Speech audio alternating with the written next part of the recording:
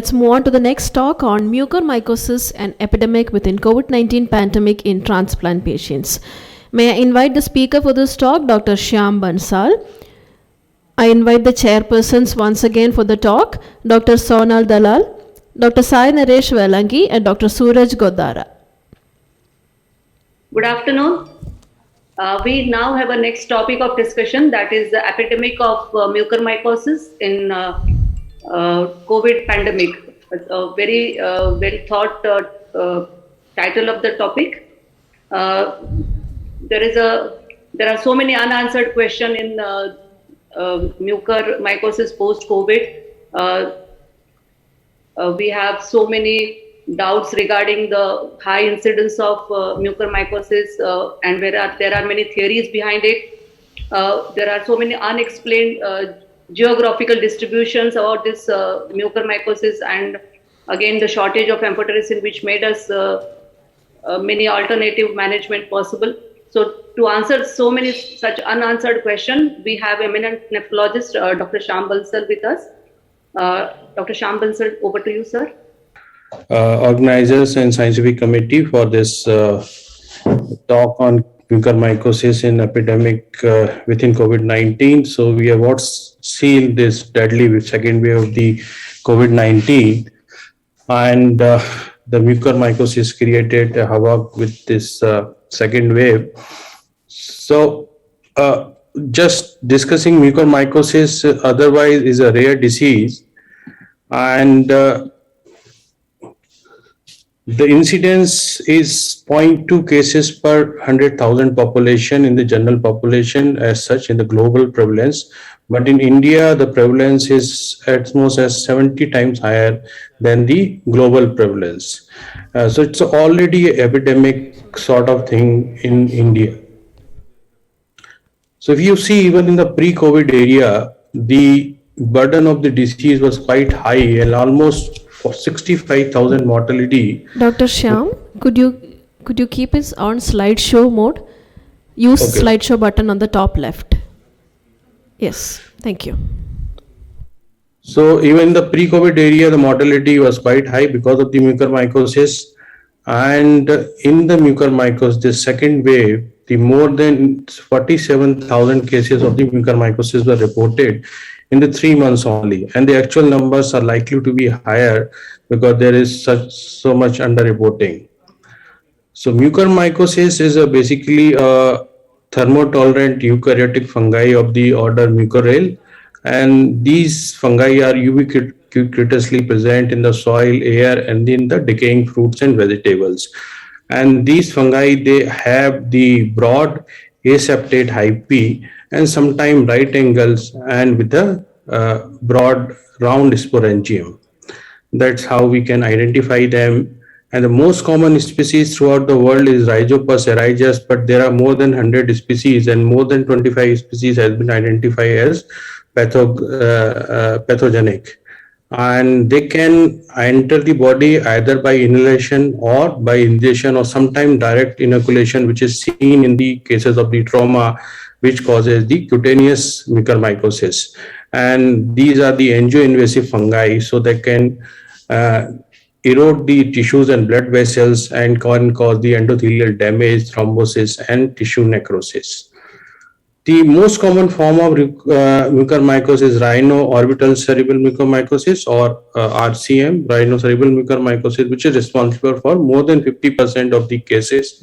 This is the various series from India which has reported, and followed by other cases, cutaneous, pulmonary, renal, and even the isolated renal mucormycosis has been reported quite commonly from India and then disseminated. The conventional risk factor, any factor which causes neutropenia or reduces the immunity of the person is susceptible for developing this infection. And worldwide, if you see, the risk factor are the hematological malignancy, solid organ transplant recipient, R8 increases, hematopoietic stem cell transplant, immunosuppressive therapies which target T cells, and the prolonged use of the corticosteroid, and this has been very commonly used in India, particularly during this second wave of COVID-19 infections. But if you see, the epidemiology and risk factor in India is slightly different from the rest of the world. So in India, there are particularly diabetes has been reported more frequently from cases of mucormycosis than the global data. And in one of the study which has been published previously has shown that more than 50% cases, 50 to 75% of the cases had diabetes mellitus, and many of these they presented with diabetic ketoacidosis. But if you compare in the European countries, the prevalence of diabetes is much lower in mucormycosis, less than 25% is this. And India being the diabetic capital of the world and almost 77 million, so mucormycosis has large public health concern burden in India even before COVID-19. Coming to COVID-19 associated mucormycosis, we have seen in mucormycosis itself, COVID-19 itself can lead to the development of new onset diabetes or the worsening of the previous diabetes. And diabetes, along with diabetic ketoacidosis with COVID and corticosteroid, it has led to the this second mucormycosis epidemic of mucormycosis in India. It has been seen that even the short-term glucocorticoids can precipitate hyperglycemia, and hyperglycemia impairs the phagocytic and neutrophilic function, which is well-known thing. One of the risk factors which have been implicated in the hyperglycemia-induced mucormycosis is that there is a increased expression of the glucose-regulated 78 kilodelta protein, which is called GRP78, and increased expression of this protein actually act as a receptor for the spore core protein, which is found in the fungal IP. And this is one of the reason why this infection is particularly high in patients who had hyperglycemia. But in India, apart from the traditional risk factor which we just discussed, there are many other risk factors which have been cited, like the breach in nasal mucosa. There were excessive use of the steam and some other product like the CADA and all these products, which led to probably the mucosal injury, and that is one of the plausible risk factor for the development of mucormycosis in these patients. Use of the broad spectrum antibiotic in many of these patients, which interfere with the normal flora, which are protective against the development of the fungal infection. Then use of the contaminated water in the oxygen. So we had seen that how the oxygen was supplied. Maybe some of this was because of the use of the contaminated oxygen mask, industrial oxygen, unsterile swabs. So many of these are possible risk factor, not proven, but may be responsible for the increased incidence of mucormycosis during this COVID-19.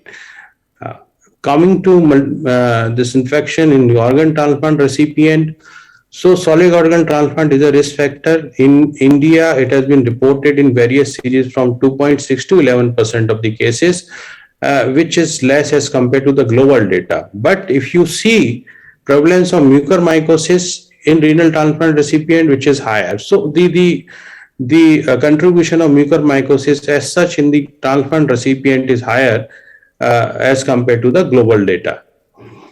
One of the study, it has been reported that renal dysfunction, diabetes, and the use of the other antifungal agent like voriconazole or capsofungin were the risk factor for the high risk of mucormycosis. From India, if you see the invasive fungal infection, there are 3 or 4 series, and one of the largest series from the Chandigarh. They reported that 56% developed invasive fungal infection, and in India, the mucormycosis was responsible for 26% of the fungal infection as compared to 2 to 6% and globally, followed by other fungal infection. Another study from South India repeated that invasive candidiasis was most common, followed by mucormycosis. So mucormycosis as such was most common, or the second most common cause of the invasive fungal infection in kidney transplant recipient from India. This is a study of 174 reported cases which has been analyzed by Song et al. And they had found that rhinocerebral mucormycosis was most common form of mucormycosis, followed by pulmonary, But the prognosis was worse in the patient with disseminated mucormycosis, up to 76%, followed by pulmonary, GI, and even the graft kidney mucormycosis carries a very bad prognosis. Almost more than 50% patient die. If you they compared the therapy and they saw that the patient who received lipid formulation, the survival was better as compared to who received the conventional form of amphotericin B. The patient who received posaconazole in addition to the amphotericin, the survival was better. Patient who received the combined surgery and antifungal therapy, their survival was better as compared to the patient with either surgery or antifungal therapy alone. So it's important that the patient should receive both of these therapy. The similar result has been seen by the various series from the India, but these are in the non-transplant recipient. But in this also, the surgery plus amphotericin has least mortality as compared to either amphotericin or the surgery alone. Coming to Indian data about the transplant recipient, so we'll discuss our data. We had from Feb to May 21, this is to 2021 only. There were 102 cases of COVID-19 in our 1,740 patients, with the incidence of 11 patients developed mucormycosis. The incidence was 10.7%, and the median days of diagnosis from the positive COVID-19 was 17 days in these patients. Out of these 11 patients, none of our patient had severe COVID-19. All had mild or moderate, and 7 patients received oral steroid and 4 received IV steroid. So many of these were actually not indicated, and diabetes was present in 7 cases before the diagnosis of the infection, and 4 patients developed new onset diabetes after. So all our patients had diabetes in our series. 7 patients had rhinocerebral mucormycosis, 3 had rhino-orbital, and 1 patient had pulmonary mucormycosis. The mean blood glucose was 260, lymphocyte count nadir was 100,008, and 8 patients presented with headache, 3 with eye swelling, and 1 with hemoptysis.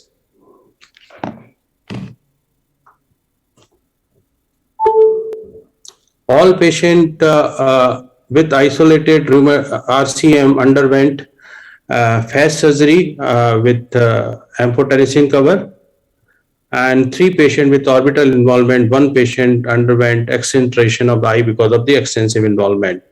And the good thing was all patients, they received surgical intervention with a median of 3 days from the diagnosis.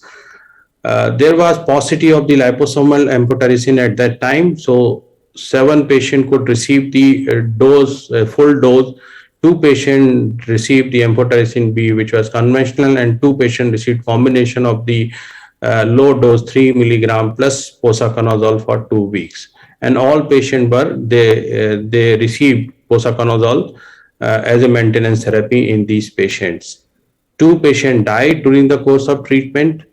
1 patient required hemodialysis, and median duration of the hospitalization was 28 days.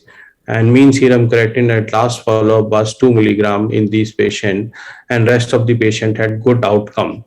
So this is one of the patient which I am sharing this thing. This patient actually came with the history of hemoptysis after a few days of improvement of mucormycosis, this COVID-19, and somebody started ATT. He came to us. We did a biopsy of the lung tissue in the second day, and he was operated, which confirmed mucormycosis. He was operated on the day 4 of the admission, and he improved, and now he's doing well.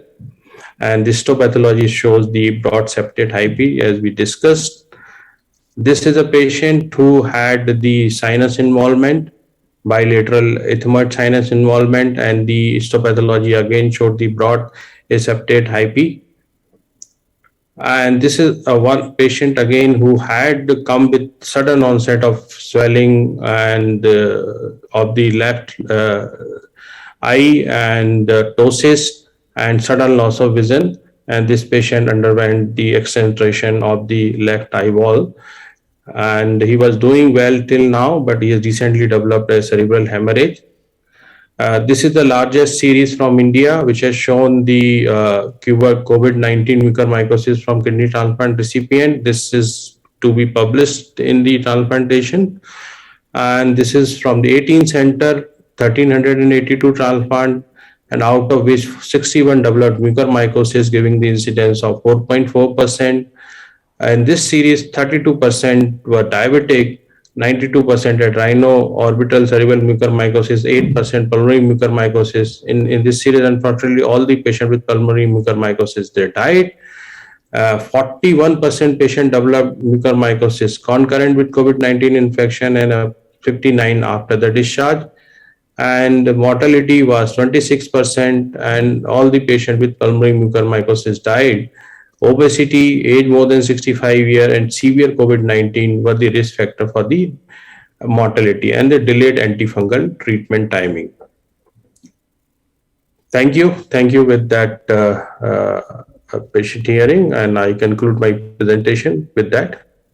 Excellent talk. There is one doubt, how long to treat such patients, like when to stop the posaconazole, that sometimes becomes very difficult to decide. So there is no consensus on this. So this is actually case to case basis, because there are no guidelines, there are no consensus. So what they do, usually these patients are followed by the ENT, and then we also follow these patients. So they repeat the MRI after 1 month, 2 months, and 3 months. So till all the features are absent, means most of these patients, they will receive the treatment for 3 to 4 months at least after the initial course of the amphotericin, liposomal amphotericin. So at least for 3 months, I have seen the patient I followed 3 months at least, but even the prolonged 4 months, 6 months also, because there are high chances of recurrence, and then again patient is deteriorating is possible. Dr. Shyam, some very good presentation. I would like to ask some normal patients who develop the COVID and followed by the renal dysfunction and dialysis dependent.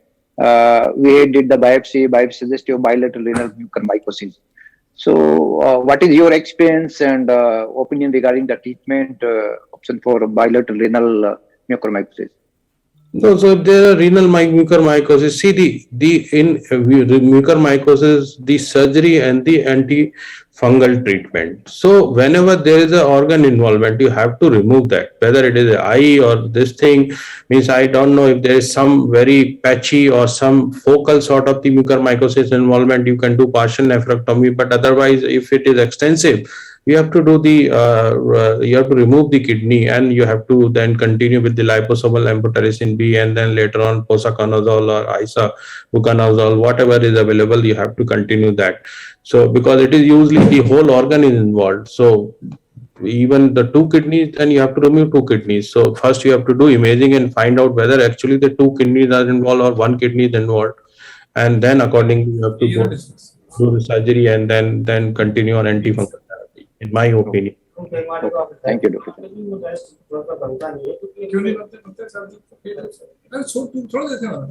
Dr. Sai Naresh, you have any comments? Yeah, Shyam, am I audible? Yes. Right. Yes. Yeah, wonderful, Shyam. I mean, as always, a very lucid one. I mean, we didn't expect anything less than that from you. I was just wondering 2 staggering observations. Basically, the first one is, in the first wave of the COVID, we didn't see this much mucor. The agent was the same, more or less. The host was the same, and the environment, I don't know what different we had. Now comes the wave second, we had an overwhelming, we saw so much mucor we never saw in our kind of entire academic span. And in fact, amphotericin went out of the market. And that's one. And that's again to extrapolate the same data from India, the pandemic, the same, the Delta variant was there outside India as well. And we didn't see outside India that much mucor. So I was just wondering, what are the lessons and what can we do in a different way? And what are your take on that, basically? Yeah, so I would just answer that question based on my understanding and my this thing, whatever I have read. So first thing is that in the first wave there was not so much use of the steroid. In second wave there was indiscriminate use of the steroid, and at least in our patient I could see that all our patient they actually developed hyperglycemia. So use of the steroid, hyperglycemia, which was not so much in the first wave, because by that time the solidarity trial just came out, and then there was less people, means only the severe patient they were receiving the steroid. Even in the second wave, in second wave even the patient with mild diseases were receiving steroid. Some of our patient also received steroid. So that was one of the factor. And second, some other risk factor you don't know, so in India, like inhalation injury, so there is a inhalation, lot of steam, then the improper use of the antibiotics, so you are just killing the normal flora. Then you don't know the oxygen is being given in the lungs, and what else. So oxygen, whether industrial oxygen was used, so these might be some use of the zinc supplementation. Even somebody said that that can be the risk factor, because zinc is used as a this thing for the this fungus uses the zinc as one of the nutrition for that. So we don't know, there might be. So one thing obviously is the diabetes and the injudicious use of the steroids, which was very common in the second wave as compared to the first wave. And of course the Delta variant, we don't know, but Delta variant was common to other places also. But in India, I have seen even patient with even the mild fever, even some fever, they were giving a lot of steroid for many weeks. Yeah, absolutely agree with it. There are some environmental factors, I guess, which we need to take into account, and we can extrapolate those experiences into the future to be more, reasonable in our approach for hyperglycemic states, and also the antibiotic use, and also make sure more of hygiene and things like that, apart from the agent factors themselves. Thank you, Dr. Sonal, Dr. Sai, and Dr. Suraj for the chairing the session. And over to the chairpersons and organizers. Thank Thank you. you. Thank you. It was an excellent talk, and thank you for giving the opportunity. Yeah, I thank the speakers and the chairpersons for this talk.